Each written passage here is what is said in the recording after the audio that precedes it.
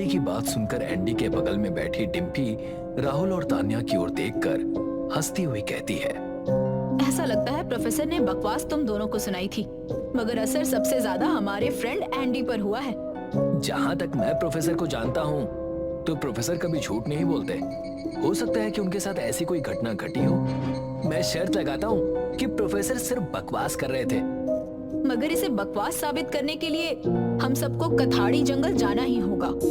मैं तुम्हारी इस बेवकूफी भरे काम में साथ नहीं दूंगा।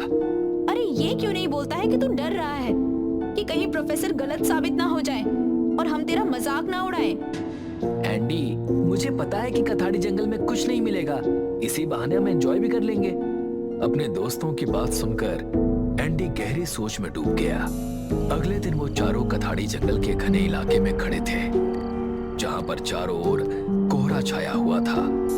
तभी अचानक एंडी को ऐसा महसूस हुआ जैसे कोई बहुत तेजी से उसके सामने से निकलकर जंगल की गहराइयों में गुम हो गया।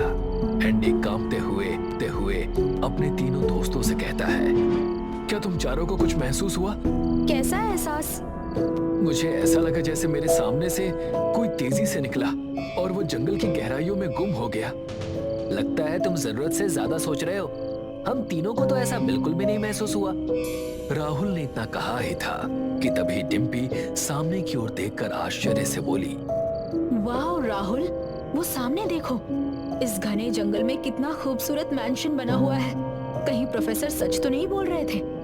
तुम भी ना डिम्पी, जंगल में मैंशन होने का मतलब ये नहीं कि प्रोफेसर सच कह रहे थे। चलो हम अंदर चलते हैं। राहुल की बात सुनकर वो तीनों दोस्त राहुल के पीछे पीछे चल दिए। मैंशन का मेन डोर खुला हुआ था और अंदर की लाइट्स ऑन थी। राहुल मैंशन के अंदर कदम रखने ही वाला था कि तभी एंडी डरते हुए कहता है, मैं इस मैंशन के अंदर नहीं जाऊंगा। तुम तीनों को जाना है तो तुम जा सकते हो। इतना कहकर एंडी वहां से चला गया।